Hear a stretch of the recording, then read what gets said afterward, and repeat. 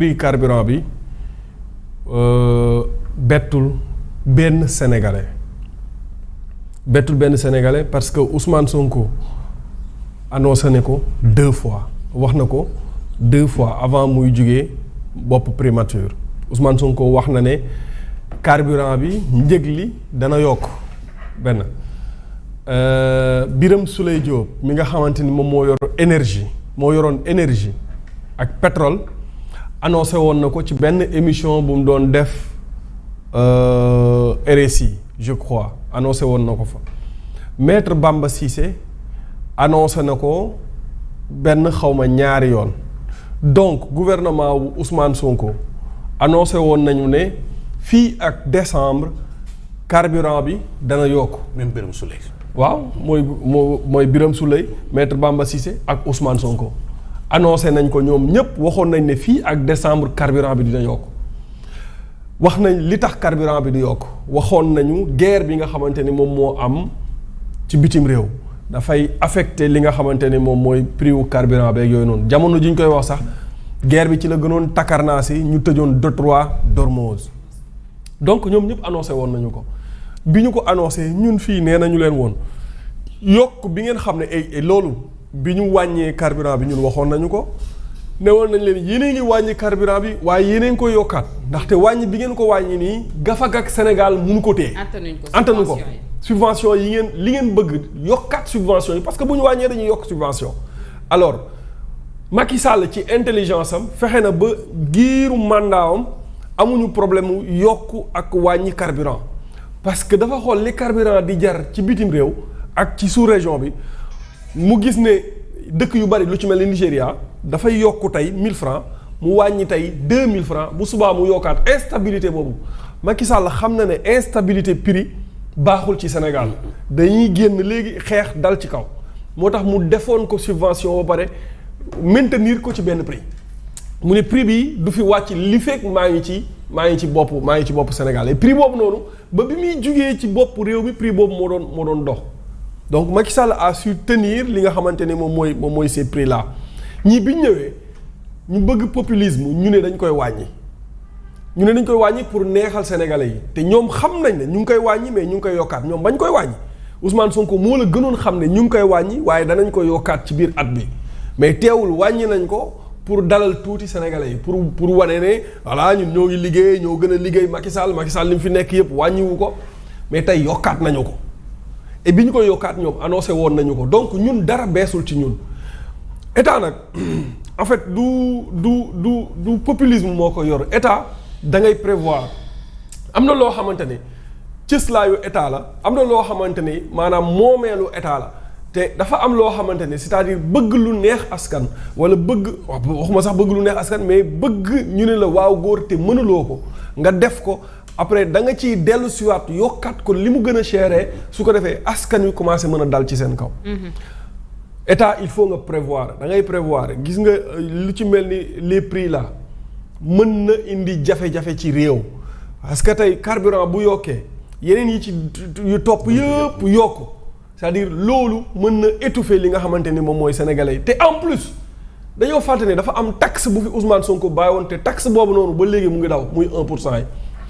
Ousmane Sonko mii di wax nii tey bi nga xamante ne wàññi nañ carburant bi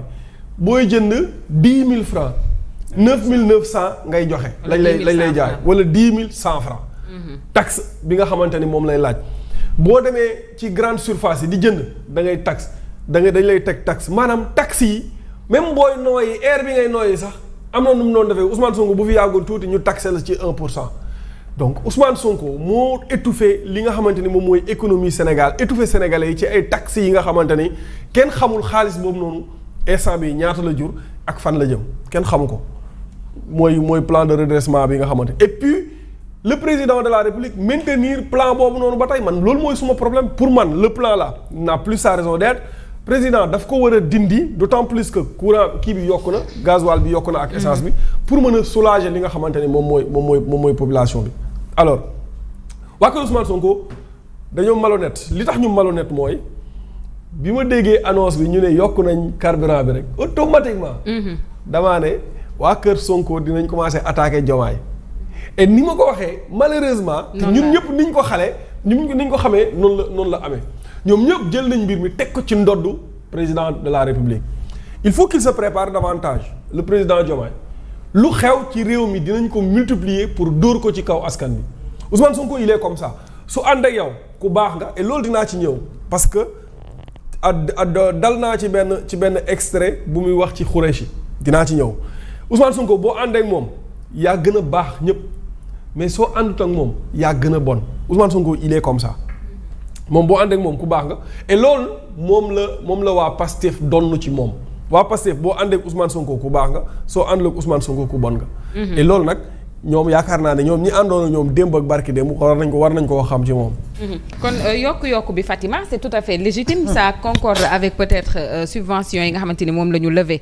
ñoom fi ñu fattoon la ñu fattar nii ndax mënatuñ ko certainement et puis ça fera des économies au Sénégal mais aujourd'hui le problème mooy pourquoi ñu bëgg ko coûte que coûte endosser le gouvernement actuel. moo lay won ne li ñu doon def du woon gëm-gëm populisme la woon pour nax Sénégalais yi. won leen ne leen ñun wàññi nañ nangam il fallait coûte que coûte wàññi en fait wàññi c'était wàññi pour dalal xelu sénégalais je sais pas lan moo leen animé woon ba ñu koy def parce que manque de cohérence bi mooy moment bi ñuy wàññi ñoom yeneen réew yi dañu doon yokk parce que moment boobu ñëpp gis nañ jafe-jafe yi nga xamante ne moom moo amoon à l'international sous région bi yëpp dañ doon yokk ci jamono yi nga xam ne Sénégal dafa wàññi mais moment boobu peut-être bëggoon nañu dem ci ab populisme boo xam ne pour won Sénégalais ne dañoo mën mais lu dul dëgg du yàgg na fi lu dul dëgg du yàgg léegi li ma bëgg mooy ñu wax ñu lan moo tax nit ñi di wàññi nit ñi di yokk ñoom ñu wàññi tey ñu toll ci wàññi ñoom ñu yokk lan lañ doon bañ ba tax ñu defoon loolu est-ce que lii ñu def nii c'est plus cohérent wala loolu laa bëgg man ñu tontu man qu'est-ce qui se passe exactement parce que bu ñu fàtte ne yokkuteeb carburant yemul ci carburant moom mi ngi koy frôler sànq dafay am répercussion ci yeneen denrées yi alimentaires mais également sur le transport lépp mën na am ay yokkute yoo xam ne daf cay am xam nga réew fugg yoru ko ak populisme ak xëy di def loo xam ne maîtriser woo ko am na ñu doon wax naan ñii ñuy fal nii ce qui est sûr et certain mooy xamuñu dara ci gestion gouvernement bu ñu leen mënee wooye ay arrivistes ñu bëri doon nañ ko waxee noonu mais tey temps bi dafa dem ba jox raison ñu doon wax loolu parce que dem nañu ba toll ci moment boo xam ne je me dis que ne xamatuñu sax li ñuy def léegi nag li ci des mooy jël ko bëgg ko politiser bi mooy ñi nga xamante ne ñoo génn ci gouvernement bi ñu ngi jël li nga xamante ne moo am nii di ko teg ci ndodd ñi nga xam ne ñoo des ci gouvernement bi alors que dañoo fàtte ne ñoom ñooy ñoom yëpp benn la rek. dégg nga. waaw ñoom ñooy ñoom. ñoom ñooy ñoom. waaw ñoom ñi génn ci gouvernement. ñooy ñi fi des ba tey. ñi fi des ñooy ñi fi génn. noo ko waxee léegi. ñoom ñooy ñoom. ñoom it ñooy ñoom. nii la demee ñoom ñooy ñoom. kii amul gisuma fi benn différence parce que bu ñu fàtte ne Bamba Cissé ministre de l'intérieur d'alors ki bëgg Ousmane Sonko ci xolam ba taxaw assumer ko moo ñu fi njëkk a annoncé hausse nañu fii ak ci kanam hausse mën naa am ndax lii ak lii moo tax moom Ousmane Sonko mu taxaw à l'hémicycle ci assemblée nationale développé waat wàññite gi waaye ci ay conditions yu metti lañ ko defee te itam yokkute mën naa am ndaxte international bi mu ngi noonu léegi nag tableau bi nga xamante ne moom la UEMOA def est-ce que gis ngeen ci place su Sénégal fi mu ne maanaam fi mu toll nii ci espace UEMOA bi Sénégal moo fi gën a cher carburant Côte d'Ivoire gii 905 la ñuy jaayee Côte d'Ivoire gii 905 la ñuy jaayee Mali gii nga xam ne daanaka fii la ñuy ñëw ñun ñoo leen di approvisionner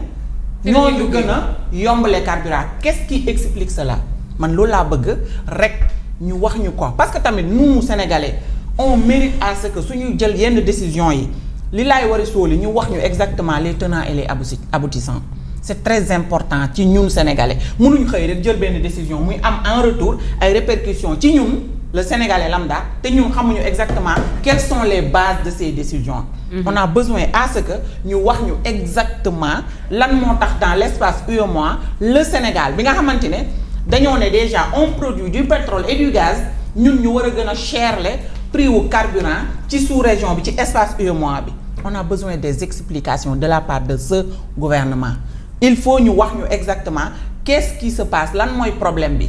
ñun vraiment soxla nañu à ce que ñu wax ñu ko te nag attendons à ce que ci kanam mu am yeneen yokkute yu bari